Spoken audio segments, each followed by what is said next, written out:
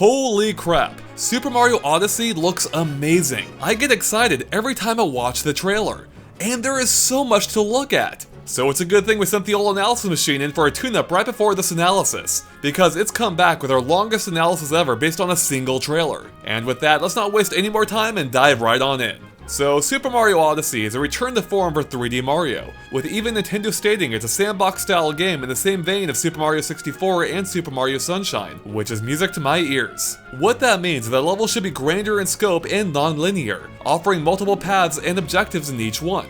Essentially, there's no single goal, nor a single correct way to get through the level. It's largely up to you. And Super Mario Odyssey seems to be stepping it up a notch, with Mario going on a globe-trotting adventure spanning a variety of huge, unique environments, all in order to rescue Princess Peach from Bowser. Shocking, isn't it? Now, we have no idea how many levels will be in the final game, but what we do know is that the trailer reveals at least 4 of them: a New York-type city, a forest, a desert, and, well, whatever this place is. Hey, there is a volcano, so let's call it the volcano level. Now on the surface, these themes may seem pretty standard, but when you dig a little deeper, they may not be quite as standard as they seem at first. As in, the desert isn't your typical desert level. Instead, it's been frozen over in places. That's a little weird, right? And even stranger, the pyramid is upside down. It's a literal inversion of your expectations. Then there's a natural looking forest, which isn't quite as natural as it may seem at first glance, being inhabited by man-made robots and full of steel structures. And then there's a volcano level, which strangely enough seems to be all about food. Except the food here appears to be polygonal, almost as if it's virtual in nature. Yeah, I don't think that would quite qualify as organic. And last but not least, there's a city, which puts realistically styled humans right up against a cartoonishly proportioned Mario. So clearly these aren't your typical levels. Instead, they seem to adhere to a grander theme, in that they're based on a contrast or juxtaposition of some sort. Now, besides sharing the idea of contrasting elements, the levels have some other common attributes too. Of course, the usual gold coins and question blocks are back, but then we have some other new common elements too, like these collectible purple objects, as well as a crazy cap store, but we'll dive into all that a bit more later. Anyway, since this is an adventure that spans an entire planet, a central hub like the castle of Mario 64 or Delfino Plaza in Super Mario Sunshine might not make a ton of sense based on the vast distances Mario is traveling. And sure enough, we've seen no evidence of one here either. Yep, even the city appears to be just another level, which we'll get into more later. So instead, Mario seems to be getting around by way of this strange aircraft that's shaped like a top hat, with the brim serving as a walkway. We can even see Mario landed in some levels and departing others via it as well, and presumably even flying between levels as shown in this scene. Oh, and there's even a freaking globe too, and we can even make out a diagram of a compass right beneath it. So our guess is that this ship functions similar to the face ship in Super Mario Galaxy 2, allowing access to a world map of sorts that you use to choose which level to visit. And maybe that globe is a map that Mario chooses from. And speaking of which, that globe reveals that this world, though Earth-like, isn't actually Earth itself. I mean, those continents don't match up at all. Yeah, that's not a big surprise, but that idea of the world being Earth-like might tie into the level themes, with some of them seemingly being based on real-world locations, such as with the New York City stage and the Mexican town in the desert, while of course being quite a bit different at the same time. But here's a question: is this the same planet as the Mushroom Kingdom, or an entirely different one? I mean, we've never seen humans like that before, and after Super Mario Galaxy's stellar setting, we'd say anything's possible. Now, the airship here appears to run on a weird combination of wind power based on the sail, technology with the spinning gears underneath, and maybe even a hint of magic with all the glowing dust coming from both of those. Yeah, this whole thing's pretty mysterious, especially since we never see anyone besides Mario riding on it, or so it seems at least. So where did Mario get the ship from anyway? And whoever the owner might be, they seem to have gone a little bit overboard with the hat theme. I mean, there's a hat-shaped insignia on the front, as well as on the door, and then there's a nearby hat-shaped lamp, then the hat-shaped window Mario looks out of. Oh, and as for the 5 exhaust pipes sticking out the back, yep, they're all hats. Heck, there's even a little hat decoration on top of the flagpole. Does the Mad Hatter run this airship or something? You could even say that the owner's a little bit infatuated. Now, besides hats, there's a few other peculiar things about the airship too, like how the openings for the exhaust pipes all have their own cover that can seemingly flip back up to close, presumably after the pipes are tracked inside. What's the purpose of that? Can the ship transform in some way, perhaps to be watertight like a boat or something? That would explain the sail. In addition, there are some rivets in the top of the hat too, which makes us wonder if the top can possibly open up, perhaps to store something or expose a special tool. There also seems to be a circular cover underneath the ship. Is that hiding something? There is also a weird purple sphere on the roof full of a yellow liquid. Could that be what's powering this whole thing? It is the same color as those magic sparkles after all. And if that's the case, could the amount of liquid maybe dictate how far you can go, or more specifically, which levels you can go to? But more importantly, that purple and yellow color scheme actually matches that in the Crazy Cap shop that can be found in several levels, which we think indicates that the two are connected. I mean, they are both all about hats after all, right? And on that note, the end of the trailer reveals that Mario's cap is now a sentient being, sprouting a pair of eyes. And we don't think it's a coincidence that the two C's in Crazy Cap's logo also looks like a pair of eyes. So what we're getting at is, we have a feeling that this new hat is involved with that shop and probably the airship too. Which likely means that Mario's not really alone on that airship after all. In addition, it seems that hat will grant Mario some new powers as well. Or at least one new power, being the ability to throw his hat so that it hovers in place for a couple of seconds, allowing him to use it like a trampoline to cross long gaps or reach high areas. Almost like a power-up. And by the way, the same type of magic sparkles seem to appear around the hat when it's thrown, as emitted by the airship when it's flying, further cementing the idea that the two are connected. And we can see those exact same sparkles again when the hat appears in the logo. Huh. And on a somewhat related topic, one thing that Mario's famous for is power-ups. Yet they're nowhere to be found in the trailer at all. Or are they? Because we have a feeling that's where the Crazy Cap shop comes into play. We can see Mario enter one in the desert scene, and there's even a selection of hats on display outside. So what if the Crazy Cap stores are the replacement for power-ups, where Mario goes to swap hats that grant him different powers? And it's not like swapping hats is anything new, as that ability harkens back to Super Mario 64. The main difference this time though is that it will be done at a central location in each level. And we would also assume that they're not time sensitive like the hats in Mario 64, and instead might be more similar to switching nozzles in Super Mario Sunshine. Now if we're on the right track, then all of this raises a question. Is that sentient hat a being in the shape of a hat, or something else? I mean, it would be a little weird if it just happened to come in the exact shape and color of Mario's normal hat, right? Plus, if Mario can switch hats, does that mean each one has its own personality? Instead, we think it might be more likely that the hat being is actually a spirit or something that can possess a variety of different hats, and abuse each one with a special power. But look, we're just speculating. We don't even know for sure that Mario can even switch hats. Although those Crazy Cap shops have to be for something pretty important, right? Now, besides potential power-ups, now might be a good time to explore Mario's moveset, as it seems to be the most robust it's ever been in the past 20 years. So first up is a return to some classic moves from Super Mario 64, such as the double and triple jump for extra height, on top of long jumping, side flipping, and wall jumping. And besides jumping, he can swim, grab ledges and sidle along them, carry things Super Mario Bros. 2 style, and even dive again too, both on land and into water where it turns into a proper dive. Now interestingly, whenever Mario performs a dive, we can see and hear some speed lines appear behind him. And that appears to be for a good reason, as it looks like it gives him a speed boost. So this could make performing a dive a crucial maneuver as a last-minute save, like if you're going to fall short of clearing a jump or something. And as it turns out, you can teach an old plumber some new tricks, as Mario has a brand new move too, in which he turns into a ball and rolls downhill. Now at first, it looks like he's performing a dive to enter ball form, but he doesn't seem to get a boost like he did the other times, as no sparks appeared, which means it has to be a completely separate move. But interestingly, Mario can hop while rolling, and that's when we see and hear those similar speed lines, or maybe sparks in this case, which also gives him a noticeable speed boost. And if we had to guess, we'd say that this will allow him to bowl right through some enemies, a bit similar to sliding downhill in the 2D games.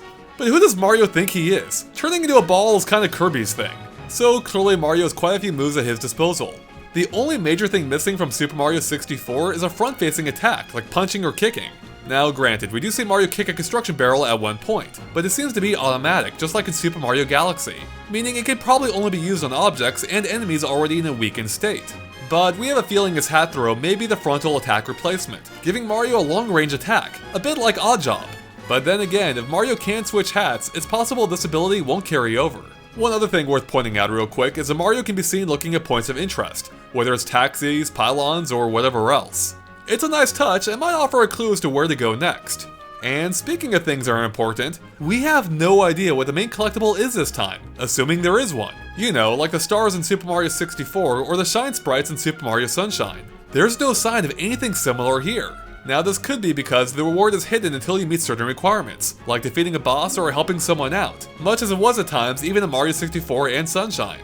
And if that's the case, it might mean there won't be any of those main collectibles just out in the open, since again, we can't see any here. But despite the lack of a clear end goal, there might still be occasional hints of them, but we'll touch more on that later. Alright, so we finally have most of the basics out of the way, so let's go ahead and start diving into the levels themselves. And what better place is there to start off than with a city level, which is not only how the trailer begins, but is also where a good portion of the action takes place. And there is a lot to cover here. I mean, we're gonna be here for a while, so buckle up. Now, it doesn't take an analysis machine to point out that this city is pretty clearly based on New York City. I mean, between the manhole spewing steam, yellow cabs everywhere, and general downtown appearance, it's a dead ringer. Heck, there are even similar looking landmarks. That tower is pretty similar to the Empire State Building, and the bridge in the background is evocative of the Brooklyn Bridge. But despite the obvious similarities, this isn't actually New York City.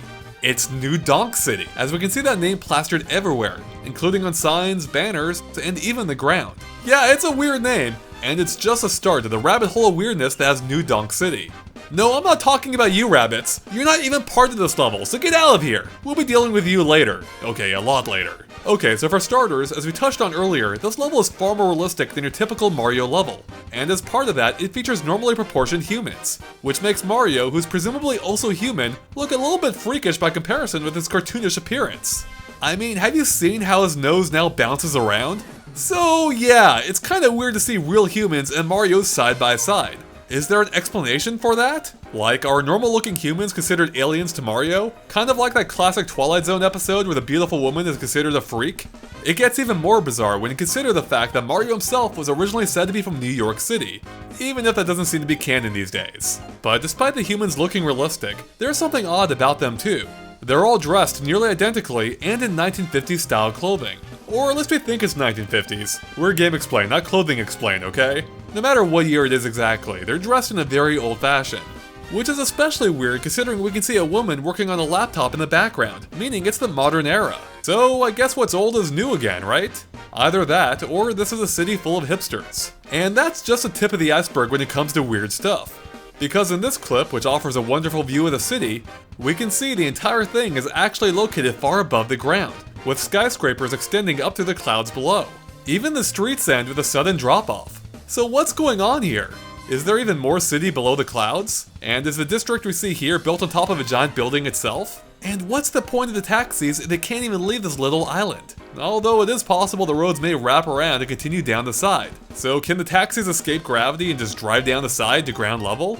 We're really not sure, but those corners do look like they might be a little rough on the old undercarriage. Now believe it or not, we're still not done with the strangeness.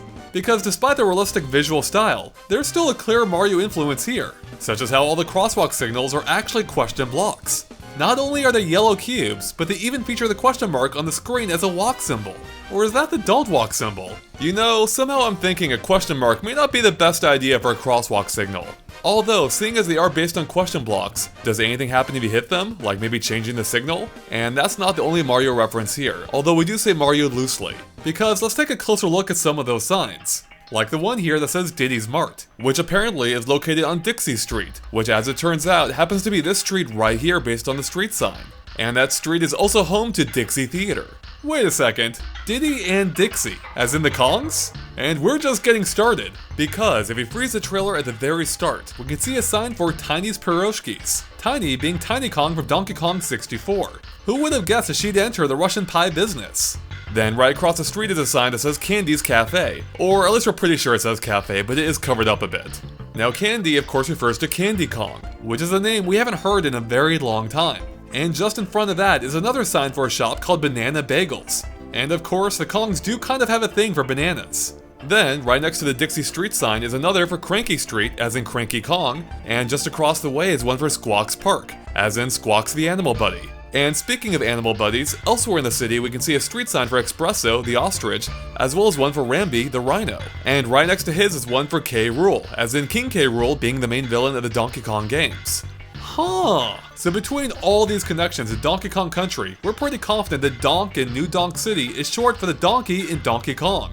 And to sell that idea even further, we can see red girders throughout the city, just like in the original Donkey Kong arcade game. And speaking of which, did you notice the license plates on the cabs all say 1981-ND? Now ND obviously stands for New Donk, but 1981 is the release year of that same Donkey Kong arcade game. So what the heck is going on here? Okay, now Donkey Kong has been a part of Mario ever since, well, the original Donkey Kong arcade game, which of course precedes even Mario's own games. But here's the thing, they've never really crossed paths again in the mainline Mario games until now. It's almost like the series has come full circle. Except this time, Donkey Kong's brought most of the whole DK crew with him, or at least references to them. So you might be asking yourself, what the heck is DK and the rest of the crew from Donkey Kong Country doing in a big city like this? Now of course we can't say for sure, but what we can say is this isn't DK's first time in a big city. It's easy to forget that Donkey Kong didn't get a start in the jungles of DK Island, but instead in the construction site of a literal big city, as made clear in the pseudo-remake Donkey Kong 94, where the first world is literally called Big City. And that city might have gone on to reappear in Donkey Kong Land the following year, but this time called Big Ape City. So could New Donk City possibly be the exact same city? Maybe, though the name would have had to have changed at some point. Either way, it's clear Donkey Kong has a bit of a history when it comes to cities. And the fact that New Donk City seems to be named after him strongly suggests Donkey Kong is a major influence here. So is he the mayor or something? And is this where the entire DK crew just hangs out now? Or is everything we talked about so far just a reference for the sake of being a reference? After all, outside of business names and signs, there's no evidence of any of the Kongs here at all. Which is pretty weird, right? Okay, I think that's quite enough about DK and the other Kongs for now. So let's talk about the city itself for a bit. And we can see that it's basically a jungle gym for Mario, with him able to nimbly make his way around, effortlessly climbing buildings by jumping between them, clambering up light poles and flinging himself from streetlights, or carefully climbing across the ledge of a building.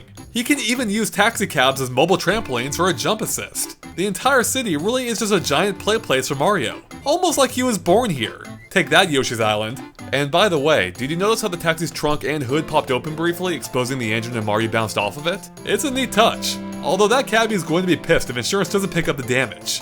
At one point, we even see Mario long jump off the tower as a quick way of reaching the ground.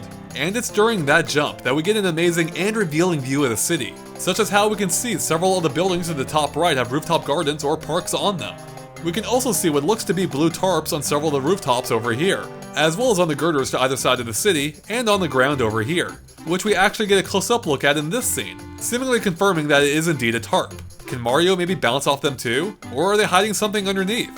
Anyways, the view from up here is so good in fact that we were able to stitch together a picture that offers a nearly complete look at the city. So complete in fact that we can use it to map out where every single city scene takes place. So let's go ahead and start going through it scene by scene, pointing out details you might have missed, while mapping it all out at the same time, Breath of the Wild style. Yeah, we take our analysis very seriously here at GameXplain. Okay, so the trailer of course opens with a taxi speeding past the camera, at a speed much faster than every other cab in the city. You can even hear it squealing around the corner ahead and see its weight shift onto the outside tires. What the heck is its deal? Is it trying to get away from something? And did you notice that as it speeds past, it actually blows some gravel around, which you can even hear? That's a pretty impressive detail. Mario then enters a scene from a manhole immediately after, which just so happens to be down the street from the Empire State Building-like tower, which as it turns out is the same tower that Mario leapt from, giving us that amazing view. So if we go to our map, that tower is right here at the bottom, and the manhole that Mario pops out of is at the opposite end of the street right here. So let's go ahead and mark that manhole with a Mario head icon indicating Mario's starting point. And here's a little arrow to show the direction that the camera is facing to. Now we can see that the spot Mario enters from is basically at the edge of the world, with almost nothing behind it. Which is pretty interesting considering the fact that Mario takes off in that very same direction after he pops out of the manhole. So why? Is he chasing after that taxi perhaps? That taxi was trying to get away in a hurry after all, suggesting it might have something or someone of importance inside. Then again, maybe Mario's just trying to get to his airship, which can be found on a building just across that gap that he's running toward. Except there's one little problem. We can see that airship fly by at the very start of the trailer just seconds before Mario appears, meaning it hasn't landed yet. So what's the deal here? Has Mario not met up with the ship or the magic hat yet? We're guessing so, because why else would that ship be flying by itself? And to add credence to this idea, we can see a column of light shining from the airship in the scene where Mario jumps from the tower. And this is the only time in the entire trailer that the airship glows like this, which strongly suggests it's an objective that Mario hasn't yet reached, at all. So we're guessing that getting to that airship might be one of Mario's first objectives. And if that's the case, that would also likely mean that this scene takes place near the start of the game, and that this level might be where Mario first meets up with the hat and the airship. And it kinda makes sense because New Donk City seems like a perfect introductory level, in that there are no enemies to be found here at all. Well, at least not yet, but more on that in a bit. And by the way, Did you notice that even though the manhole drops back down, it doesn't actually return to its spot, leaving the hole exposed? Could this maybe hint that the sewers might be an important part in getting around? Kind of like how they were in Mario Sunshine's Delfino Plaza? There are manholes all over the place after all. At any rate, the road between here and the tower that the taxi raced it down is Cranky Street, which we can tell by the street sign right here. And we can also see that the cross street is Dixie Street, being this roadway right here, which is also where all those Donkey Kong themed businesses that we pointed out before are located. But there's one more big thing there that we haven't mentioned yet. A giant banner for Crazy Cap. Except we don't think it's just a banner, but the store itself. Because if we look close, it looks like there's an entrance made of glass just below, complete with a scrolling marquee that says, "Go Cap Crazy." Come on, this has to be a place where Mario can swap hats, right? And it seems to be a fitting location because it's not only close to where Mario pops out of, but it's also pretty close to the airship's landing pad too. Now right next to the Crazy Cap store is a light bulb with an electric symbol on it, and it's connected via a wire or pole to another just above. Now that electric symbol is just like the one that we spotted in the desert town back in the original Switch reveal trailer. This seems to suggest that electricity will play some kind of role in the game, so we're pretty sure they can interact with it in some way.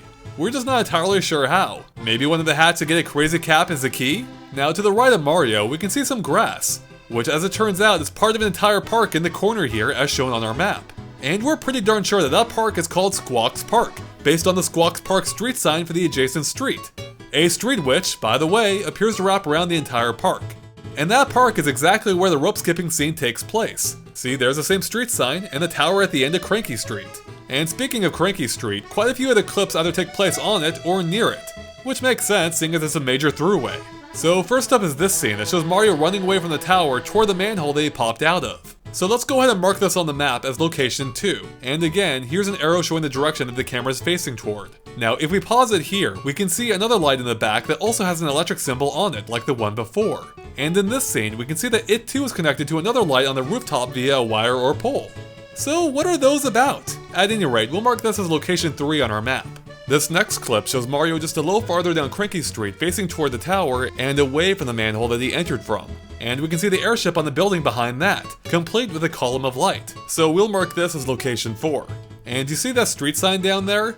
That's Espresso Street, which is this road on the map. But we'll have more on that in just a second. Now at the start of this clip, we can see a rooftop with a water tower and some construction barrels on it, which is the exact rooftop that Mario leaps from in this scene to reach another building. Specifically, these two buildings on the map. He jumps from here to here, so we'll mark this as location 5. You can even see the same water tower and construction barrels from up here. And while we're looking at our map, take note of the red girders hanging out the right side of the city, because they're the same girders that we can see in the background of this scene, which also offers a better look at Espresso Street, even if Mario isn't on it himself. Instead, he's wall jumping between two buildings, specifically these two on the map. And yep, one of them's a building he leapt to in the previous clip. So let's mark this as location 6. Also, we can just barely see a checkpoint flag on the building in the back by the water tower, which is right here on the map. This next clip takes us back to ground level in Cranky Street, with Mario flinging himself toward the base of the tower, which puts it right here on the map as location 7. And we can see that the tower has a rather grand looking entrance, complete with a plaza. Now it's a bit tough to see the words written in the grass here, but if we go back to this scene, we can see it says New Donk City, and has the same skyline logo as on the banners that we mentioned earlier. And just behind it is another checkpoint flag in the center of the plaza, meaning this is probably a pretty important area. But we'll have a lot more to say about the tower in just a couple minutes. But let's finish up our tour of the city first. So next up is this clip that shows Mario running along the left side of the tower's plaza toward Cranky Street. We can even see the checkpoint flag in the tower plaza here too. So that will put Mario right here on the map as location 8. Unfortunately, we weren't able to figure out what the name of this street is since the sign is impossible to read in every shot of it. But this next shot on the opposite side of the plaza is a bit more fruitful. So for reference, that's a tower, and here's a checkpoint flag, putting Mario right about here on the map as location 9. And that clip reveals 2 more street names. The street Mario's on is Ramby, which we're assuming runs from here up to Cranky Street, and the cross street Mario turns onto is K. Rool, which connects to Espresso Street, and could possibly continue on to Dixie. But since we're not sure about that, we won't mark it that far on the map. This area is also where the woman with the laptop is working that we pointed out earlier, just at the base of the tower. And by the way, keep a close eye on the construction pylon right here, because it wiggles as Mario runs past, showing that they're interactive. Again, it's a small touch, but it's kinda cool. Now we actually get a top-down view of Ramby Street in this shot, with Mario climbing along the edge of this building, which is just across from the tower. See, there's a tower plaza right down there. So we'll mark this as location 10 on our map. Now it is worth noting how thick that ledge is that Mario's holding onto, which we're guessing means he won't be able to grab onto the smaller ones below, although we can see a similarly thick one near the base. Alright, there's only one more city scene to place. And this one's pretty self-explanatory, as Mario takes off in his airship from the very location that we've already pointed out, being this building in the back. Now based on the angle, we can see that the airship has its back to the city. See, there's a tower, Cranky Street, and right about there should be the manhole that Mario popped out of. And after the airship takes off, we can see that it had landed on an actual helipad. Cool! But here's a question, how the heck do you get to or from the airship? I mean, that's quite a gap from the main city. Okay, now we should mention that the helipad appears to be high enough that you might be able to jump from it to the main city. But what about getting back, or even getting to the airship for the first time? Well, in this case, our only guess is that the red girders are involved in some way. We can see they lead from the helipad to a tower seemingly made out of the same red steel as the girders. So maybe Mario can use the sewers to reach the base of that tower and then climb up to the airship? We're just spitballing here because we have no idea. And then there's a red block in the building over here too. What's that about? And speaking of girders, how did the ones on the left and right sides of the city factor in? The ones on the left appear to lead down to a platform at city level with a blue tarp, whereas the ones on the right seem a bit more ambitious, stretching beyond what we can see. Although we can see another blue tarp over there as well.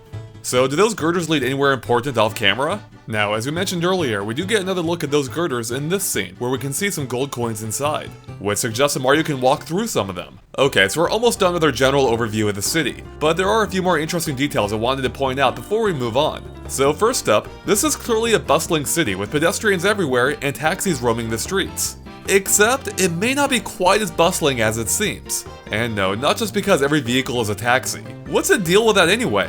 Does no one own a personal car around here? At any rate, it looks like those taxis really get around town, as they're visible in almost every scene. But as it turns out, their range may not be quite as robust as it seems, and not just because the majority of the streets are one-way too. Instead, it seems that taxis follow a strict pattern with extremely limited movement. Let's take Cranky Street for example, which is a major two-way arterial. Or is it? Because as it turns out, the cars mostly only drive down it in a single direction, away from the tower, effectively making it a one-way street. And we have this jerk right here to thank for it. He decided to park his taxi right in the middle of the lane. Yeah, he doesn't move at all, as it's always in the exact same spot in every scene, such as here, here, and here. And since it doesn't move, there's no way for cars to get around it, and the cars don't even try to either, effectively making it a dead road in that direction. But hold up, what about the taxi right here? It's clearly heading up Cranky Street toward the tower. That is until it turns onto Squawks Park, which is a one-way road. So our guess is that this single taxi simply circles a park endlessly. We can even see it turning onto that same street in a few other clips, again and again. Yeah, that's a little weird, but in a nice touch, the cab driver does at least use his turn signal when turning. I guess this isn't really like New York at all. Using turn signals? What? Okay, so if Cranky Street really isn't a proper two-way road, is there one that is? Well, as it turns out, yeah, there sure is. Espresso Street, which is the only true two-way road here. We can see taxis from Ramby Street turning almost directly onto it, as other cabs turn off of it to head down Cranky Street. And this is the only place where two moving cars will pass each other. Now those northbound cars then all presumably turn onto Dixie Street, both because we can see one doing that in this scene, but also because there's nowhere else for them to go, because of that taxi right there, which is also parked and not going anywhere, as confirmed in this scene. And since that taxi is right behind where Mario pops out of the manhole, could it possibly be the same taxi that made the getaway at the start? At any rate, the cars that turned onto Dixie Street then almost certainly turn down whatever street this is, which unfortunately is one of the few streets that we don't get close-up look at all. Although once again, it could possibly be a continuation of K. Rool. But we can see that mystery street leads to Espresso Street, where the cars will then turn right, passing those who turn from Ramby, before returning to Cranky Street in a presumably endless circle. And speaking of circles, we expect the same of the cars turning from Ramby onto Espresso, before turning onto K. Rool, which we can see here, which connects back to Ramby. Alright, so that covers it for most of the streets, except for this one left of the tower, which we weren't able to see a name for either. And as it turns out, this one also has a parked taxi blocking the way, which we verified doesn't move in this scene, making this street another dead end. Which isn't exactly a huge surprise considering there's no way for cars to reach it from Cranky Street because of that other parked cab that we talked about earlier. Plus, even if they could go down this street, there's nowhere for them to go except off the cliff there. Oh, and in case you're wondering, yeah, the taxi on the opposite side of the plaza is parked as well, as verified in this scene, which confirms no cars will be going that way either. So, as you can see, the taxis all seem to have a set path that, as far as we can tell, they don't stray from. Which raises the question of who's taking these taxis anyway? We don't see anyone get in or out of them, and they'll only take you a block or two away.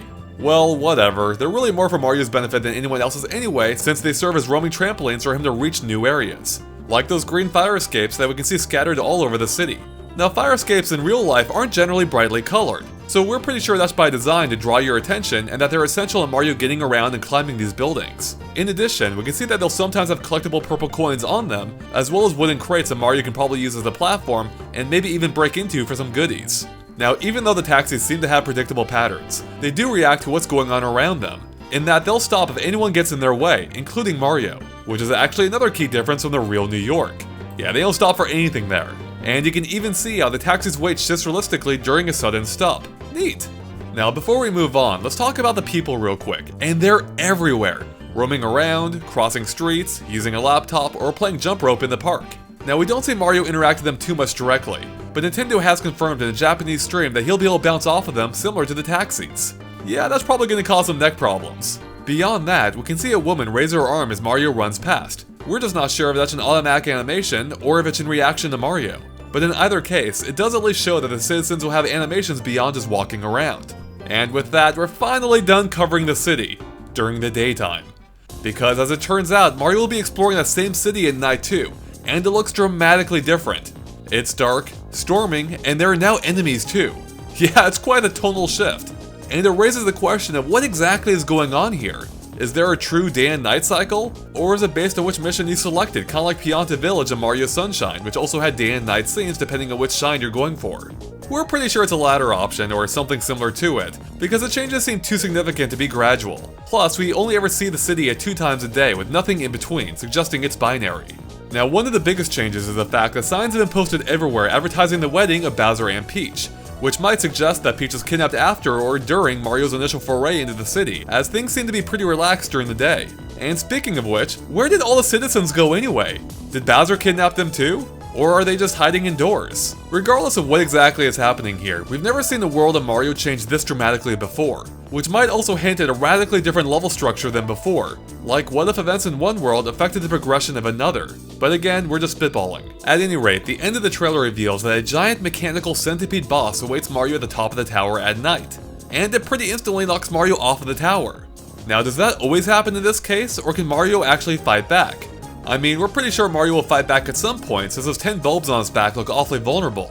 We're just not sure if now's the time, especially since there doesn't seem to be much room up here for a proper battle. So with Mario being knocked off, does something come to his rescue, like maybe the airship? Well, probably not, or at least for the airship, because we can see it right down there, parked exactly where it's supposed to be. So yeah, Mario might have to brace for impact. Oh, and by the way, the airship is no longer glowing, which seems to confirm that Mario has already encountered it. Now here's a question, how did Mario get to the top of the tower anyway? The easy answer is that he went in through the front door. After all, we can see it open during the daytime scene. And in this scene, we can see a couple of additional open doors at each of the main levels, which might be how he was able to jump from the top for that awesome view. But we're pretty sure it won't work the same way at night, because we can actually see the base of the tower at night and the doors slam shut. Huh. And yes, this is in fact the base of the tower, with Mario battling the enemies in the plaza. It looks quite a bit different at night, doesn't it? Especially since the plaza is now bordered by a giant crate on one side bearing a Bowser wedding poster. And then there's the fact that the plaza is now guarded by these tank enemies that shoot bullets. And it seems those bullets will explode into confetti whenever they land a hit. Celebratory bullets. Who would have thought? So based on the confetti, the party hats that the tanks are wearing, and the general somber tone, could that possibly mean the wedding's imminent? I mean, those wedding posters do seem to be plastered everywhere after all, as we can see Mario looking up at a different one in another scene. Unfortunately, these are the only 3 scenes of the city at night, which raises more questions than answers. But Nintendo also released a screenshot on that same stormy night that offers a few more details. So first up, Goombas are back, baby, including a pair of stacked ones in the back. And look, the ones closer to the camera are even wearing Bowser construction hats, as if there were any doubt of who they were working for. And by the way, I love how shocked the one here looks as compared to his chill coworker.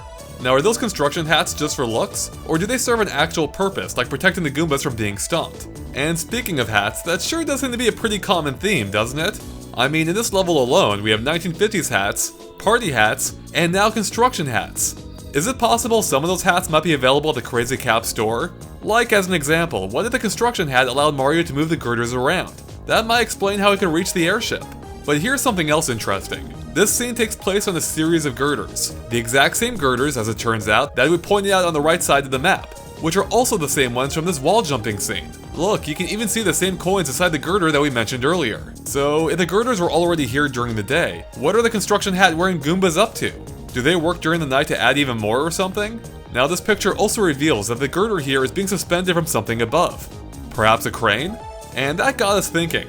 Is it possible there might be other platforms suspended by a crane that Mario can use to reach the tower? We think it's possible, especially because we might have even found evidence of that in the trailer. Check this out.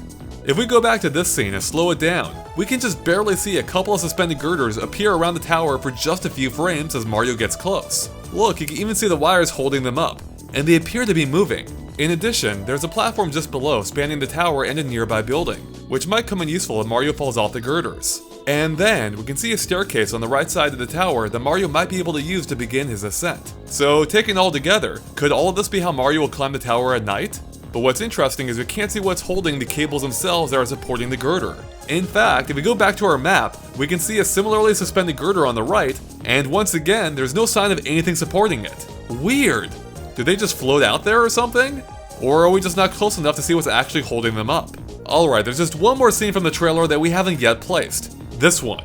But as it turns out, this poster might be the same one that we can see in the background of this screenshot, as it appears to span the width of the building in both cases.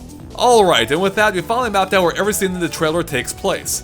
But there are still a few final details I want to point out before we move on. And yes, we will finally move on from New Donk City. Trust me, I can't wait either. So first up, have you noticed just how prominent the moon is in New Donk City? Not only can we see it at various points in the city, both during the day and night, but it's even in the city's logo. So does it have any special significance? Or does it just play into the night theme that the level has? Well, we'll have a lot more to say about the moon toward the end of the analysis. So for now, there are a few more smaller details I wanted to mention that I had nowhere else to put, such as the fact that we can actually see inside the taxis. Well, sort of. Because if you look close, you can see the rearview mirror through the front windshield. Now this next detail isn't quite as impressive, because after watching this trailer a bunch, I noticed that if you watch some of the citizens in the background, you can see they run at a much slower and choppier frame rate. Yeah, it's probably just one of those necessary sacrifices to keep the game running at what appears to be a smooth 60 frames per second. And as part of that sacrifice, we also notice that a citizen here pops out of existence as another object fades into view. Finally, we have something a little bit more important, because, as you might recall, we pointed out 2 separate checkpoint flags in this stage, which is a little weird considering most Mario levels only contain one, but it's not unheard of. And then there's a 3rd checkpoint in this stage if you count the one that can always be found in Mario's airship. And then there could be even more that we simply can't see. Now typically, checkpoints are linear. You activate one and then continue on to the next one, assuming there are even more to find. But how does that work in a sandbox game where you can seemingly activate them in any order? Well, for that, I think Super Mario Maker might offer a clue, as it allows you to set up 2 checkpoint flags per level. And in that case, once you activate one, it deactivates the other if you've already triggered it. And I have a feeling that's going to be the exact case in Super Mario Odyssey too. And we're guessing that's why the airship has one as well. It's probably automatically triggered at the start of the level so that you start there if you die. But hold up, you always start at the beginning of the level in Mario if you died and haven't activated a checkpoint. So why the need for one on his airship? Well, in this case, with the levels being non-linear, there may be times where that start point is actually closer to your objective than where the other checkpoints are located, meaning you can trigger it to start there instead of another one you may have already activated.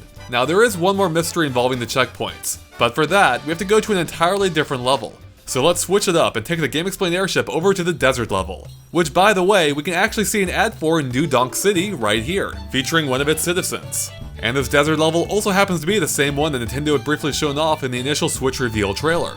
Okay, so a quick overview. The desert level consists of 3 main sections: the small Mexican-like town, the ruins beyond, and that giant upside-down pyramid behind and to the right of the ruins. And there's arguably a couple more points of interest that aren't quite as obvious. So for now, let's start with the town area, especially since that also seems to be where Mario starts off at, as his airship lands just outside of town. Plus, I really just want to talk about that checkpoint issue. Okay, so when the level begins, we can see there's still a checkpoint on the airship as expected. But here's the weird thing. There's another checkpoint right by the town entrance. That's super close! Doesn't that seem a bit redundant? I mean, it would save Mario like 10 seconds tops if he spawned there instead of at the ship. It doesn't make any sense!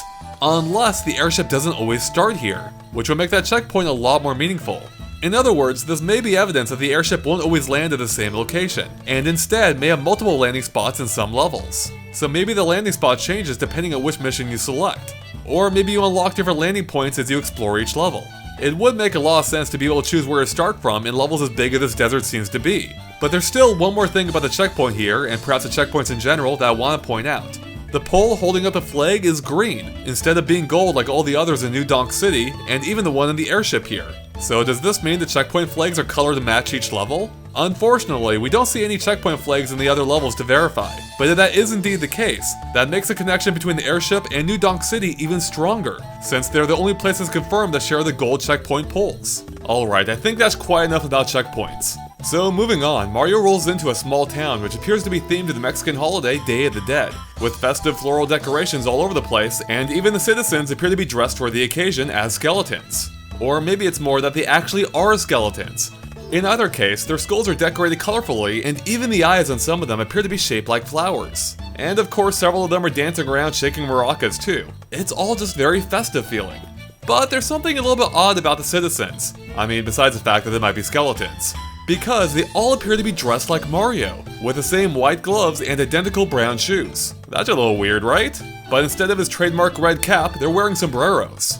So could the fact that they're dressed as Mario maybe be a hint that sombreros might be available for him to wear himself? And on that topic, the citizen here just so happens to be standing right in front of this level's Crazy Cap shop, which, like in New Donk City, is located near the airship at the start of the level. There's even a scene of Mario entering it confirming as a legitimate business, though unfortunately the scene cuts away before we can see what's inside. But we can't help but wonder the hat rack outside might offer a clue, as we can see several different headpieces on display. So from top to bottom, we have a baseball cap like in the shop's logo, a top hat, an explorer's hat, a football helmet, and a sombrero like the ones the citizens are wearing. Except these ones have purple on them. Oh, and by the way, did you notice there seems to be a little hat on the lamp right outside too? Now, even though we don't get a view inside the shop, we do get to see what's on top of it, with Mario bouncing off an umbrella to reach the rooftop. And right away, we get a close-up look at the purple collectible coins. Wait a second, I mean triangles. Or even more specifically, upside-down triangles, which of course matches the upside-down pyramid. So as it turns out, the purple collectibles are unique to each level. Here, they're upside-down pyramids, in New Donk City, they're coins, whereas they're cogs in the forest, and something roundish in the Volcano level. Unfortunately, we don't get a close-up look at that specific collectible, so we're not quite sure what it is. Maybe a grape or something? Anyways, the key takeaway here is that the purple collectibles are unique to each level, which is something we've never seen before in a 3D Mario game. So this likely means that the purple collectibles in every level serve a similar purpose, but that they aren't cross-compatible with each other, meaning the upside-down triangles won't work in the city and vice versa. Come on, Nintendo, I thought the Switch was region-free. So what are these purple collectibles for anyway? Are they perhaps a currency of some kind, maybe for each level's Crazy Cap shop? Their color does match the color scheme of the shop after all.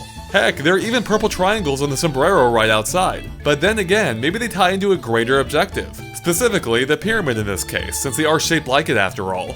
Now we should mention that we can see other upside down triangles too, including as artwork on the cart right outside the shop, or even as part of a building's paint job. Yeah, it seems to be a pretty common theme.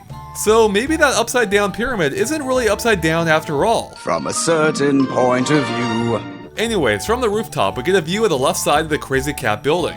And if you look close, you can see posters for Bowser's and Peach's wedding as well. Man, word travels fast around these parts. Now the rooftop also gives us a better view of the town center, including what seems to be another building that Mario can enter based on the door here. And check this out. If we zoom in, we can see a sign that has a 3-up moon on it. 3 of them in fact. Now the 3-up moon is something that was first seen in Super Mario World, and awarded 3 1-ups for finding it. So that might be a confirmation that lives return here as well, which isn't a huge surprise, but hey, we take all the evidence we can get. But what does it mean in this specific case? I mean, it does appear to be a sign for something, so could that be like a minigame shop or something, where you cash in coins for a chance to win lives? Next up are the power lines here, which we have a sneaking suspicion Mario will be able to bounce on like the cables in Mario Sunshine, which would come in useful for reaching the other rooftops, as more townsfolk and collectibles can be found on them as we pointed out before. And speaking of power lines, we can see in this shot that they have the same electric symbol as in New Donk City, which might mean that Mario may not want to bounce off of them while they're coursing with electricity. Which again begs the question, can you power it down? Next up, there's also the matter of the fountain in the center of town, which is completely frozen over. And it's not alone, as ice can be found practically everywhere, including on the power lines, the corner of the roof here, the entire building left a crazy cap, and all over the ruins behind the town too. Now, none of this is new if you watched our previous analysis, but we do get a better idea as to the extent of the ice, as we can see there's even more behind the right side of town, and even more right by the airship, including some that somehow has sand all over it, perhaps suggesting that the ice has been here for quite some time. Now, the obvious question is, where did all this ice come from? Deserts are deserts after all, because they're rather dry. And also, why isn't the ice melting in the heat? Well, it might be because the ice seems to be cooling the area, as we can see Mario shivering in this scene, which we're guessing is his idle animation when in cool areas, like in Super Mario 64. Okay, now granted, that scene does take place at night, and deserts are well known for being rather cold at that time of day. However, Nintendo released a screenshot showing Mario doing the same shiver animation, but during the day.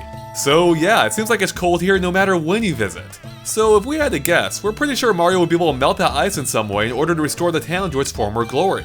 Especially because the ice does appear to be blocking access to quite a few things, such as the purple collectibles literally frozen inside the fountain, basically confirming it has to melt at some point. And by the way, did you notice the townsfolk here jumping around for attention? It seems like it may have something really important to say. Could it be related to all the ice, or maybe some kind of side mission? Alright, so there really isn't too much more to say about the town itself that we haven't already covered before. So let's move on to the ruins located just beyond the town. And the first scene that takes place there shows Mario throwing his hat and bouncing off of it to reach the ledge above. Now at first, it looks like the exact same maneuver that we already saw in New Donk City, with Mario using it to cross a gap. But in that case, he actively jumped on it, whereas this time, it looks like he just runs into it before being thrown into a forward flip. However, we think he still had to jump manually instead of it being automatic, because in another city scene, we see Mario throw his cap and then simply pick it back up without being launched off of it. And while we're here, if we look to the background, we can see a face is carved into the wall, which is something that's repeated throughout the ruins. Whoever that guy is, he must be pretty important. Now, I have a question for you. Does this area look familiar at all? As it turns out, it's the exact same area shown off in the initial reveal trailer. Look, there are the same 3 golden rings hovering over a gap next to a bullet bill launcher. The only difference this time is we're on the opposite side of the gap.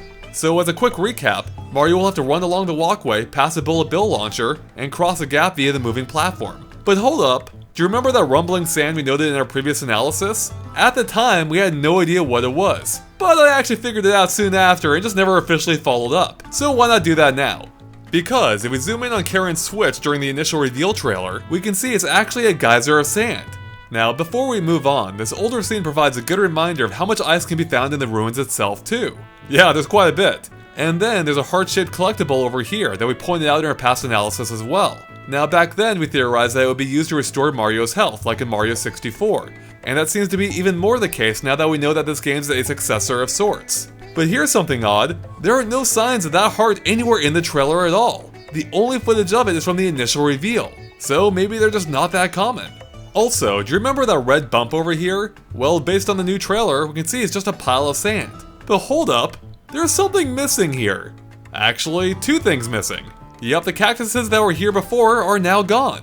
Huh, so I guess they can be destroyed. Anyways, after Mario bounces off his hat to the ledge above, we can just barely see a series of pillars with a checkpoint flag right out in front. So for those keeping track at home, that's a level 2nd checkpoint flag so far, not counting the one on the airship.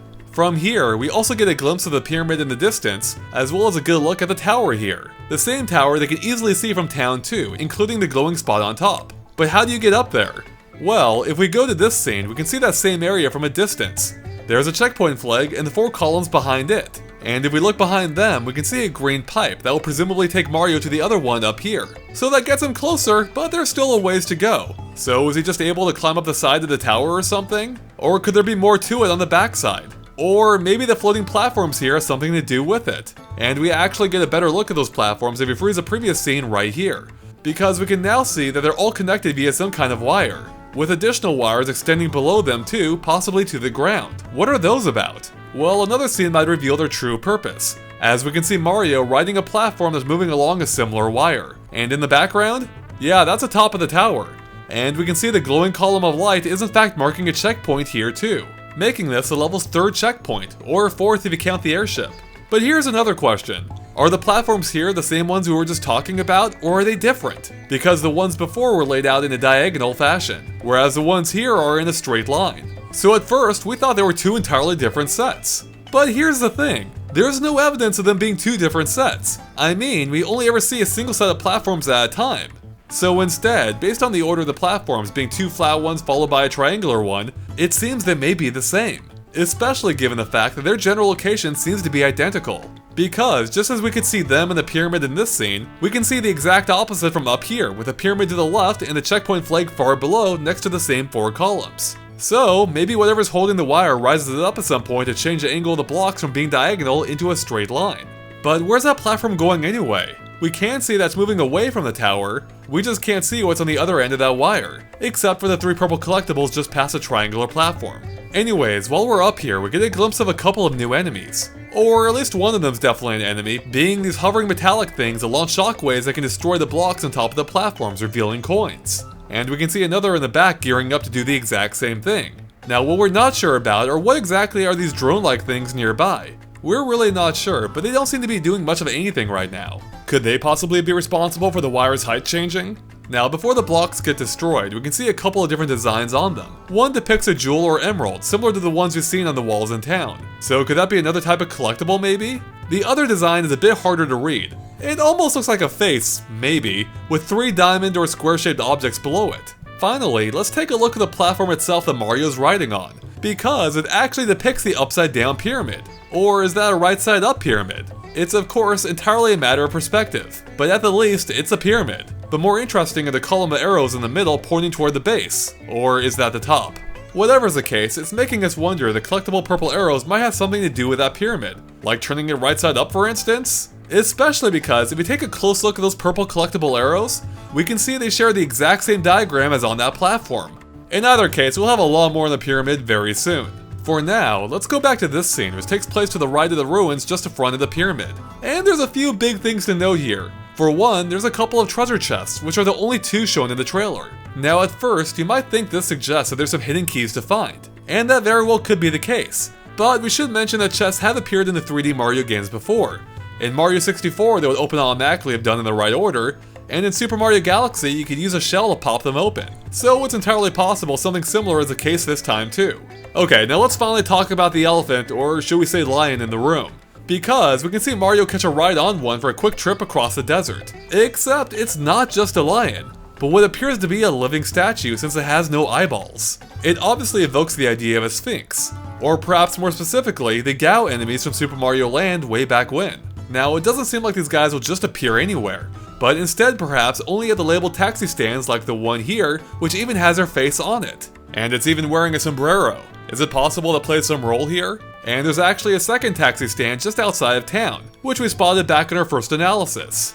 Although it looked a bit different back then, lacking a face. But interestingly, the one in town doesn't seem to have a lion just waiting around. So maybe you need to summon it first, perhaps by interacting with a sign or sitting on the nearby bench, or maybe with a sombrero we mentioned earlier. But then again, in the night clip of the town, we can actually see a lion already waiting by the taxi stand, which Mario is nowhere close to. So maybe you have to unlock the lions first? Or maybe Mario summoned him and then just decided to bail on the ride. In either case, the taxi stand seems to be lit up at night, which is nice. But let's go back to this scene, because where the heck is Mario going? The clip that comes right after makes it look like he's heading toward the pyramid, but that's actually in the opposite direction behind the taxi stand. Now for reference, there's a town and Mario's airship, but we can see there's something else out there too. And the opening scene of the trailer reveals a bit more, that there are palm trees on the other side of that sand dune. And look, we can even see the platform of the taxi stand way out there in the distance, including the 2 treasure chests. Now we do get a better look at that mysterious area back in this platform scene, with it being visible way down there. And we can see it contains several palm trees and one might be a building or a wall of some kind in a dugout portion of the desert that appears to extend some distance to the left. So could that area be an oasis maybe with some water? We can't wait to find out what's going on over there. And while we're on this scene, we can see what appears to be a ravine separating the land from the rest of the desert beyond, perhaps showing the limits of where you'll be able to travel in this area, at least on one side. And then there's a purple lake down there. What's its deal? Is it poisonous? And it appears to surround the island that has a taxi stand on it. So is riding the lion the only way to get through the purple liquid maybe? And while we're here, we noticed a ramp leading up to the ruins from what seems to be the town. Could that be where Mario first enters the ruins? At any rate, the scene cuts away before the lion gets any closer to that distant mysterious area. But the next clip does reveal a bit more about the lion itself. For one, based on its erratic movements, it seems Mario will have full control over him. And we can see it has some kind of claw attack too, except we're not sure what purpose it serves seeing as he destroys the enemy here just by running into it. So maybe it's not actually an attack. because instead it seems to give the lion a speed boost as the lion launches into a full sprint. And let's take a closer look at these enemies here, which appear to be the undead. We've certainly never seen them before, except, wait a second, their skulls do look awfully similar to the townsfolk, right down to the 3 teeth. And the stars in their eyes even match some of the villagers too. So could the townsfolk and enemies be one and the same? We've only seen those enemies at night after all. But if we go back to this scene of the town at night, it seems that the townsfolk still appear to be normal. So maybe the enemies are just their undead ancestors or something. Which would make sense with the apparent Day of the Dead theme of the town. At any rate, there's one big thing we haven't touched on yet. Well, not explicitly. And that's the fact that this level appears both at day and night like in New Donk City. But just like before, we only ever see it as either day or night and nothing in between. Again, suggesting it might be a binary state instead of a gradual one. So does something trigger the change? We have no idea, except for this potentially interesting tidbit. When Mario first hops on the lion, it's daytime. And of course, he's heading toward that distant mysterious palm tree place. But in the very next scene, it's night. And this time, he's heading in the exact opposite direction away from the mystery spot. So for reference, there's a taxi stop that Mario got the lion at, and there's a checkpoint of the 4 pillars in the ruins. So could that possibly mean that whatever happened in the mysterious palm tree area triggered the night sequence? But then again, it's possible the scenes have no connection at all. But there's something else different about the night version of this level. The pyramid's levitated into the air, and it appears that way in every single night scene, as opposed to the day clips where it's always resting at ground level. There's even a scene showing the process happen, which means this has to be the chronological first of the night scenes. But again, we're not sure what caused it to happen. Could it possibly be tied to that mysterious palm tree area too? And while we're here, we can see a face on the pyramid just like the pillar we pointed out earlier, and it's right side up, again suggesting that perhaps the pyramid isn't actually upside down. Now after it levitates, we can see a glowing beacon of light will then appear just beneath it, possibly pointing to a checkpoint like almost all the other beacons we've seen. And by the way, there's something a little different about this pyramid. I mean, besides it being upside down and floating in the sky. Because the real-life Egyptian pyramids have 4 sides, not counting the base. Which means you can only ever see 2 sides at a time from ground level. And yet, we can see 3 here. Meaning this pyramid has at least 5 sides. So that's a bit unusual. And on top of that, literally, there are lion statues resting on some of the corners of the pyramid. But not every corner. We can see 2 in this scene with a gap between them, but in another scene we can see 2 lions in neighboring corners, suggesting there may be at least 3 of them up there in total. Or maybe it suggests something else, such as the lions perhaps not being a permanent fixture. So are these lions just for decoration, or are they alive like the ones at the taxi stands? Or heck, could they even be one and the same, perhaps explaining why one's missing from the corner here, as it might now be a taxi instead? Whatever's the case, their presence up there makes us wonder if Mario might be able to get up there too at some point. Okay, now let's get back to the matter of it levitating in the air. What's up with that? Well, we might have some idea. Because as it levitates, sand pours off the sides, but only from up to this point, indicating this is a section that was buried underground. And check this out. What appears to be an entranceway is now exposed. Now, granted, we have no idea how you'll get up to it, but it is a sign they can now go inside the pyramid, whereas the entrance would have been buried before. Plus, we know for a fact they can go inside the pyramid because Nintendo confirmed it. And at the same time, they also revealed that that upside down pyramid is based on the Tokyo Big Sight Expedition Center in Japan. Yeah, you can probably see the slight resemblance. Alright, we're finally almost done covering the desert. But there's still one more big mystery here. What the heck's going on in this scene? We know it's connected to the desert based on the ruins, including the same face we pointed out before, as well as the emerald design here, and even that upside down pyramid decoration that we noted before. So yeah, this has to be the desert, except that background doesn't look like any area we've seen before, even if we can't see giant ice crystals among vague pyramid-like shapes. But this area doesn't really look like it's outside. I mean, we can't even see the sky, plus there are ice crystals coming in from what might be the ceiling. So what is this place? Well, one crazy idea is that this might be what's inside the pyramid, and the background is just a backdrop or illusion or something. Although on second thought, this area really does look like it's underground. So maybe after you enter the pyramid, it returns to the ground, allowing you to exit via the same hole you entered through and explore what's under the surface. Kind of like how we can see what might be the tips of other pyramids in the background peeking in through the ceiling. But hey, we're just spitballing. Now unfortunately, we don't really see much of this area beyond a single walkway and a few torches. But there is a mysterious structure in the middle here with a slit in it. Could that maybe be where Mario entered from and it was capped afterward? Either way, the camera's movement here, combined with Mario running down the exact center of the path, suggests that this is a cutscene, and that there might be a big reveal waiting for Mario at the end of the path. A boss maybe? Perhaps the same dude you've been seeing on the walls of the ruins? This area does look pretty dramatic with all those torches, doesn't it? Plus, if we freeze the scene at the very start, we can see a blue circular arena awaits after dropping off at the end of the path. So yeah, we'd say a boss fight's pretty darn certain at this point. And by the way, what's this thing here? Is it a bullet bill launcher or a launcher of some kind? Alright, we're finally done covering the desert, which means we're halfway done with the levels. And thankfully, the next two are a bit briefer. So let's go ahead and move on to the mechanical forest. And as it turns out, we may actually have a name for it. Because if we go back to New Donk City, one of the billboards shows the same iconic tower from this level, complete with a little robot in the corner just above the word Cogwald. So could Cogwald be the name of the level? We think Cog may be a hint as to the mechanical aspect of this level, and as it turns out, Wald is actually German for forest. Ergo, Cog Forest. Now unfortunately, this level's a bit harder to piece together compared to the other two so far. But come on, you know we won't let a little thing like that get in the way. So right off the bat, we get a look at the starting point, with the airship in a dense forest with light shining in through the trees. But it's not just forest here, as the ship is parked near a red structure behind it. And we'll be seeing a lot more like that very soon. And for whatever reason, the white birds here seem to have taken quite a liking to the airship, which shows that there's some wildlife to be found here. And by the way, those birds do look pretty similar to the ones from Super Mario 3D Land. Now, if we look close, we can see 2 gold coins on top of a tree ahead, with a dirt path just barely visible leading to them from the airship, which we get a closer look at in this scene that takes place just a short ways up the path, based on the fact that the same gold coins are right there, which we're also pretty sure means that Mario will be able to climb the trees here. But more importantly, we also meet some inhabitants of this area being these robots. But why are they spinning around helplessly? Are they dysfunctional or something? We think they might be because the screen of their faces is completely red, like an error message. Whereas in another scene, we can see a robot seemingly working as intended, watering the plants, and its screen appears to be working properly, which suggests that Mario fixed it in some way. So could the boombox that Mario's rocking out to here have something to do with it? That's just the power of music, baby. But we have one other idea we'll get to in a second.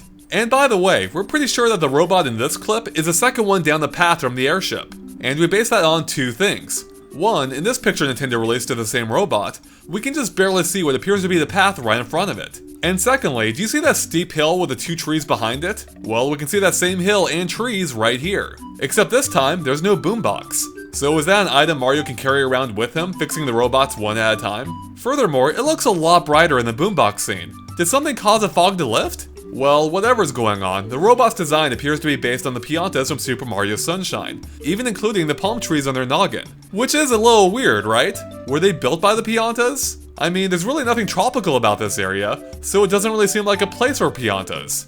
Although, maybe that's why the robots are built in their stead. Anyways, let's go back to that trail scene real quick, because we can see another crazy cap store just ahead, this time seemingly built inside a tree. Unfortunately, we can't make out too many details, but it does seem like there's a door leading inside the tree, with what might be another robot nearby.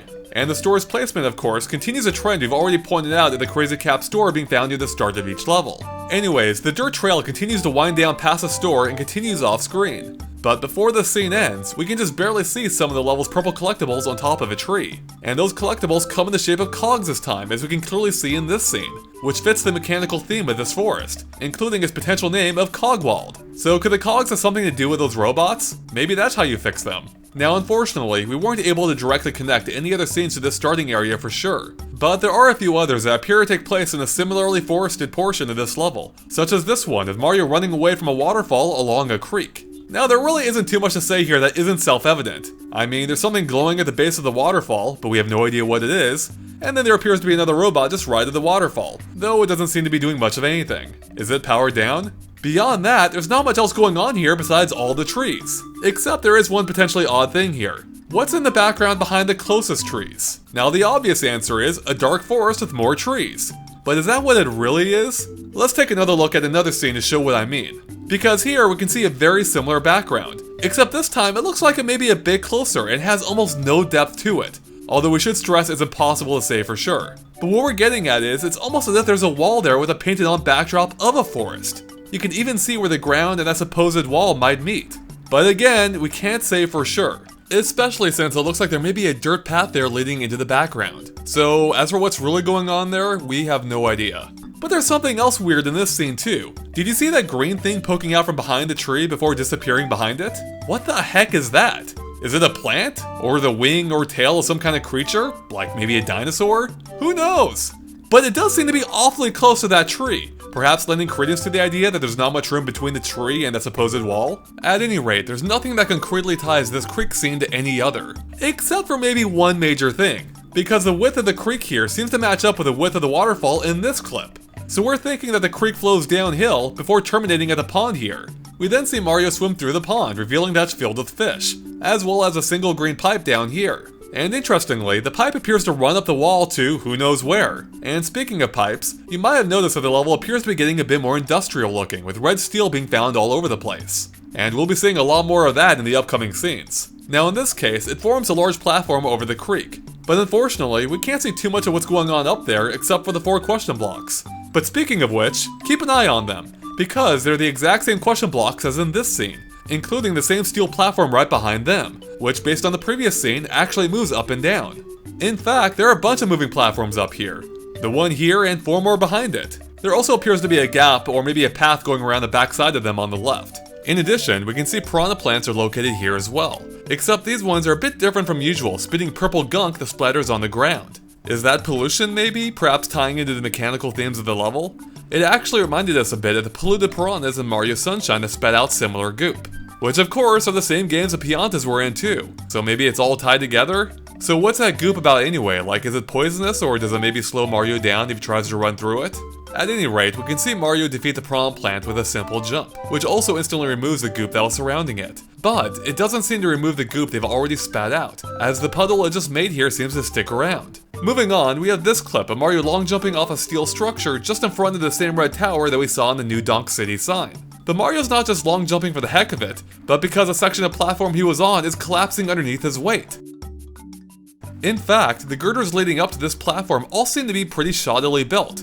Are the Uncharted developers making this game or something? At any rate, we can see a P-switch on the platform here, followed by 2 more after Mario jumps. One on the platform he's jumping to, and a third on another platform back here next to a glowing beacon of light, which might indicate another checkpoint, although we can't see it in enough detail to say for sure. So what do those P-switches do? It's impossible to say for sure, but we think we may have an idea based on this scene that shows Mario running along a path that literally grows in front of him, which circles a tower in the middle, which is the same tower from the previous clip. But how do we know for sure? Because we can see the same glowing spot in the background right next to the P-switch. And based on the gentle downward curve of the path, our guess is that it may have originated at that very P-switch. Or if not that one, perhaps another P-switch nearby. And it kinda makes sense, since P-switches aren't known for activating things of a temporary nature, which this growing path very much seems like it could be. So could all the P-switches here spawn paths that temporarily connect the various structures? And speaking of structures, we can see a bunch more in the background. But check this out. Do you see that yellow block down there in front of a pillar? Yep, that's actually the same 4 question blocks in the previous scene with the piranha plants. And we can see what appears to be a glistening pond right in front of it, being the same pond that Mario was swimming in. But we can now see there's a grass-covered area to the pond's right that will lead to more structures, which Mario will seemingly be able to climb up to more trees. And taking a look at the other direction, it seems like Mario might be able to use the rising and lowering platforms near the question blocks in order to climb up to the very path he's on now via the P-switch. So now that we're back here, where does this growing path go anyway? Well, it seems to be winding its way toward a hole in the middle of the tower. Is that how Mario climbs to the top of the tower, or at least closer to it? And speaking of the top of the tower, we can see that's exactly where Mario battled this rabbit boss. And in case there were any doubt, we can see the same outer panels as in this scene. Oh, and the platform Mario's on in that scene is the same one we can just barely see from up here. And then there's that same beacon of light we mentioned earlier too. Now this does appear to be a major boss battle based on the fact that the entire perimeter is coursing with electricity, trapping Mario inside. But we can at least see part of the path that he took to get up here. And it seems he may have to cross the thin support beams below as part of it based on the collectible purple cogs here. Anyway, the rabbit attacks by spinning in a circle and spewing the same purple goo as the piranha plants from earlier. So yeah, seems to be a pretty common theme in this level. And we're guessing that goo's going to make it pretty tricky for Mario to reach him. You could say it's a pretty hairy situation. Unfortunately, the scene cuts away before we can see too much of the battle. But another scene reveals that rabbit's not working alone, as he's part of a squad of 4 that gets around on their own airship, which comes complete with its own rabbit-shaped face. It all seems a little similar to Bowser's airship, doesn't it? Heck, the rabbits are even dressed like Bowser. So are they his minions? Or are they working alone? In either case, we have little doubt you'll be battling all 4 of them at some point. But the question is, do you battle them across all the different levels, or all in the same forest level, since that's the only place we see them in? Okay, now you might be thinking, but this scene looks nothing like the forest clips. And you're right, it doesn't. I mean, instead of trees, we can only see snowy mountain peaks. Except, we can see those same mountainous peaks in the scene with the tower, and also seemingly visible through the tree line in a few other areas as well. So that's a bit of an odd contrast, isn't it? I mean, you have this mechanical forest and is surrounded by mountains. And that's not all, because the entire forest section appears to be encased in some kind of dome, as we can see the supporting structure in the background of a few different scenes, like behind the rabbit's airship. So yeah, this is getting pretty weird. So is this some kind of biodome created so a forest can exist in an otherwise cold and harsh environment? And could those mountains be the rabbit's natural habitat? The color of their white fur and ship does match those mountains. Now we should mention that we entertain the possibility of the mountains being a projection on the dome's interior. But if you look real close, you can see that the mountains move independently of the structure itself, which seems to confirm them as being real and outside the dome. Alright, so we're just about done covering the forest, except there are 2 more scenes we haven't talked about yet. First up is this one, where Mario catches a ride on a growing beanstalk. Unfortunately, that's literally all we have to go off of. We don't know what caused it to grow, or where it's even growing to. Maybe to the top of the dome? All we know is that it takes place somewhere deep in the forest. And then we have this scene, where 2 plant-based creatures go through a sudden growth spurt and extend upward significantly. But did you notice their headgear appears to be an upside-down flower pot? So, is it possible Mario might be able to catch an upward ride on their noggins? Besides that, we can see it takes place near some red structures, but we haven't been able to connect them to any others in the rest of the trailer. So again, we're not entirely sure where the scene takes place.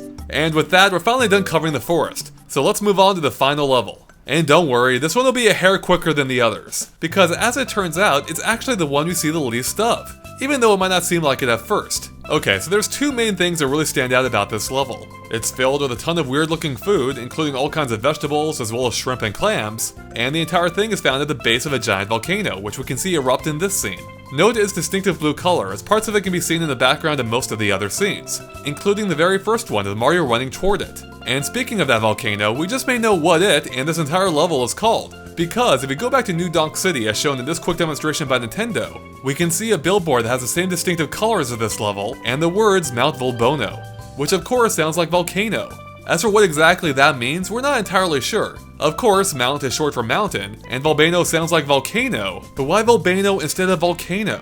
Could it possibly be a portmanteau of volcano and bono, which is Italian for good? Possibly in reference to the food on display here? And speaking of food, this level is inhabited by anthropomorphic silverware, or more specifically, forks.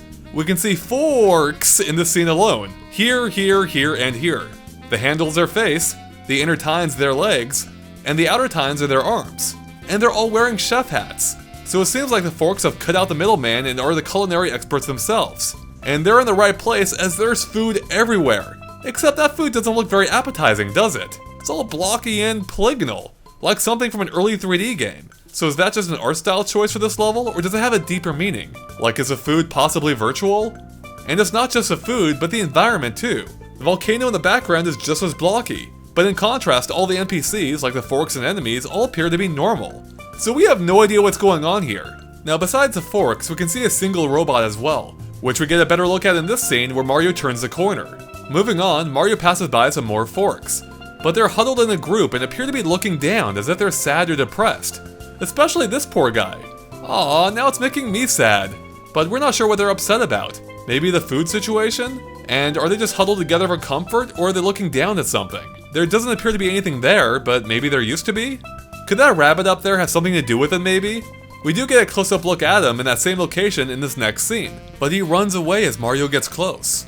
So does Mario need to chase him down, or is he leading him somewhere? Now chasing rabbits is nothing new for the 3D Mario games, so we can't help but wonder if its placement here, being in a world full of low polygon objects, isn't an intentional callback to the rabbit's first appearance in Super Mario 64, where he also had to chase it down. At any rate, Mario's also carrying a turnip here, just like he could do back in Super Mario Bros. 2. He's even carrying it in the exact same way above his head. So we wouldn't be surprised if he can throw it as well, like in the original game. Maybe that's how you stop the rabbit. But hold up, that turnip looks normal. I mean, it's perfectly round unlike all the other food in the level, even including more turnips we can see in the background right there. So why is this one normal and the others aren't? Did Mario just find it this way?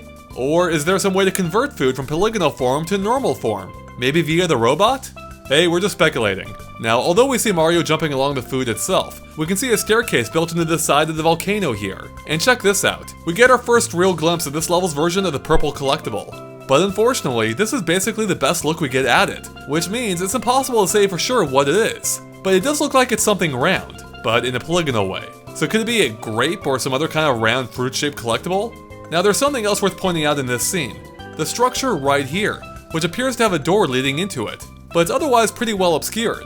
I mean, if we go back to the first scene, can you find it? There's the rabbit for reference. I'll wait. Okay, I lied, I won't because it's pretty boring. Well, if we look close, we can just barely see it right there. And we can see a similar structure over here to the right, which we get a better look at in this scene, and we can see it also has a door. So what are those buildings for anyway? The connected columns do look a bit Greekish maybe, but we're not sure if that means anything. So could one of those structures maybe be the Crazy Cap store? Although there don't seem to be any signs for it in either case, so maybe not. Also, we can just barely see another purple collectible spinning right here. Alright, let's go ahead and move on to another scene that appears to show a different part of the level.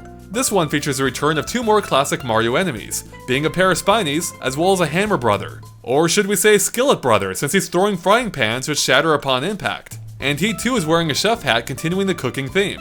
So between him and the forks, we can't help but wonder if a chef hat might be a hat that Mario can wear for himself here too. Beyond that, there's also a trio of question blocks here, as well as two giant blocks of cheese that look as if they'll form platforms for Mario to climb. Now in the background, we can see a blue cauldron, which is the exact same one we can see in this next scene where Mario gets burned by the soup inside. Silly Mario. Now we can clearly see chunks of food within the soup, so maybe Mario will have to add his own ingredients to it, which might explain why he was carrying that turnip earlier. But we'll have more on the cauldron in just a little bit. For now, let's look toward the background, because we can just barely see the tip of Mario's airship, making that the start of the level. And it looks like he'll have to cross over the salt-covered platforms in order to reach the mainland, meaning this cauldron is likely one of the first things Mario will come across. And by the way, do you see the pillars behind the cauldron there? Well, if we go back to this scene with the robot, we can see what might be a couple of those pillars right here, potentially making the two locations rather close. But of course, we can't be certain that they're the exact same pillars, so these could be two entirely different areas. Alright, we only have a couple of scenes left to get through, so let's go ahead and talk about this scene of the erupting volcano, which we can see sends a cauldron flying into the air, as well as what might be some of those purple collectibles, so maybe you can grab those afterward or something? Anyways, one question is that the same cauldron as the one we just saw? Well, we're guessing not, because based on this picture, the one on the volcano seems to be much larger. But that doesn't mean the two aren't related. Like for instance, what if you have to transfer the contents from the smaller one to the bigger one?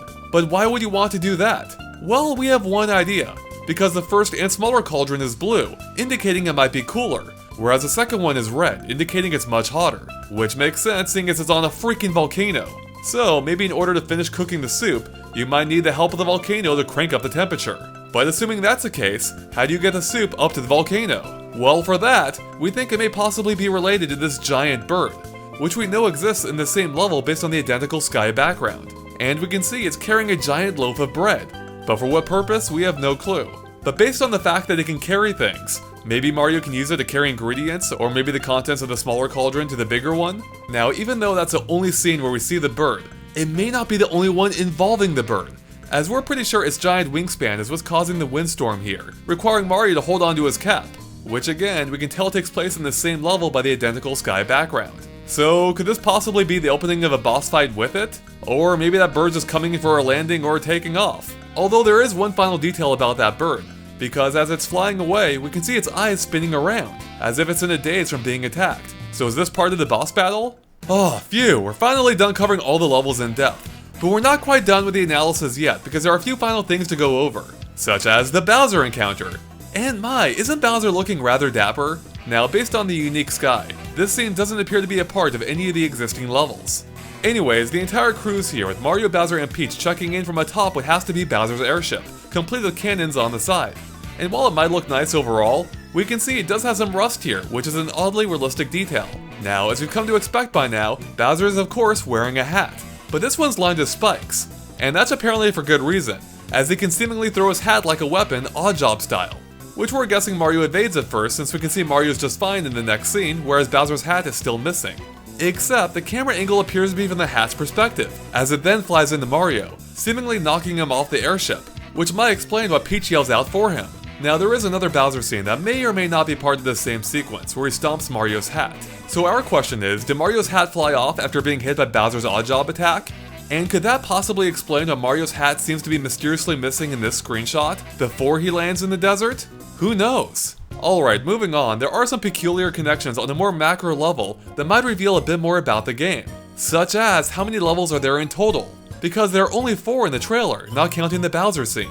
But there has to be more, right? Our gut reaction is yes, but we're not so sure the evidence, or lack thereof, backs it up. Consider this. New Donk City has ads for all 3 of the other levels that we see, and that's it. There are no ads that tease any other levels at all. Now, of course, it is possible they were intentionally hidden from the trailer, or in a similar vein, Nintendo might have chosen to only show the levels that New Donk City teases, but we still can't help but wonder if that might be it. These levels do appear to be pretty big after all, so maybe Nintendo's taking a quality over quantity approach. And to top it all off, if you do fight one of those rabbits in each level, well, there are 4 of them. But having only 4 worlds in the Mario game is unheard of, right? Except, it's not, as Super Mario Land for the Game Boy only had 4 worlds too. And what do you know? That was a game that was also loosely based on real-world locations, including Egypt. Now, it's entirely possible, if not even probable, that this is all coincidental. But we can't help but wonder there might be more to the Mario Land connection. Like, could the alien invader Tatanga be involved somehow? Maybe he's responsible for the upside-down pyramid. Okay, that's probably a huge stretch, but in a game as wild-looking as this, you never know. Beyond that, there's another interesting connection between some of the levels, and that's just how gosh darn prominent the moon is. We can see it in the backgrounds of both New Donk City and the desert, both during the day and at night, as well as during this transitional scene. And heck, it's even in New Donk City's logo. But here's where it gets weird, because the moon is portrayed differently depending on the level and time of day. In New Donk City, it's a waxing crescent moon by day, and a full moon by night. And in the desert, it seems to be a waxing gibbous by day, and a waxing crescent again by night. And this transitional scene shows yet another portion of the cycle, being the first quarter moon. Now in real life, the lunar phase doesn't change that dramatically overnight. Not even close. I mean, the waxing crescent is nearly on the opposite side of the spectrum of a full moon. So is this just a stylistic choice? Or could it maybe hint at some kind of time element in the game? It's cool either way, but we just wonder if it hints at something deeper, such as maybe indicating that a significant chunk of time has passed between the day and night scenes in each level. And beyond that, what if the lunar phase changes dynamically throughout the game? As in, it gradually changes over time regardless of which level you're in. And if we assume that's the case, we might be able to use a lunar phase to figure out a rough chronological order of events. So, since we're pretty darn sure the game begins in New Donk City during the day, that would make the waxing crescent the starting point of the lunar cycle for our purposes, which would then be followed by the waxing gibbous in the desert during the day, then the full moon of New Donk City at night, followed by the full quarter moon of the transition scene, before ending back up at the waxing crescent, but this time in the desert at night. But again, I want to stress that we have no idea the game's going to go that in depth. So let's assume that there isn't a true time system in the game. In that case, would that quarter moon in the transition scene possibly be hinting at a 5th level, since we don't see that phase in any of the other levels? Although it should be noted that it could also be part of the forest or volcano level since we don't actually see the moon there at all. And finally, we have to ask, with all the attention the moon's been given, what if Mario actually visits the moon at one point? That would be pretty wild, right? Hey, he did it back in Super Mario Land too, so why not again now? And to build onto that theory, could those rabbits have anything to do with it? After all, Asian folklore does have something known as moon rabbits, as in rabbits that live on the moon. Could that possibly be where these guys are from? And to get even crazier, what if we're wrong about the mountains actually existing in the forest level? And that the true reason that this level's in a dome is because this level actually takes place inside the moon. Okay, we might be getting a bit carried away, but I'm pretty certain there's more to that moon than it seems. Finally, while we're on the topic of rabbits, I feel like we're obligated to mention the recent Reddit theory from user Luca Meg that a magic rabbit might be what's living in Mario's hat. The evidence that he puts forth is that the red eyes of the hat match the red eyes of the rabbit enemies here, which would make the rabbit the source of Mario's new hat abilities.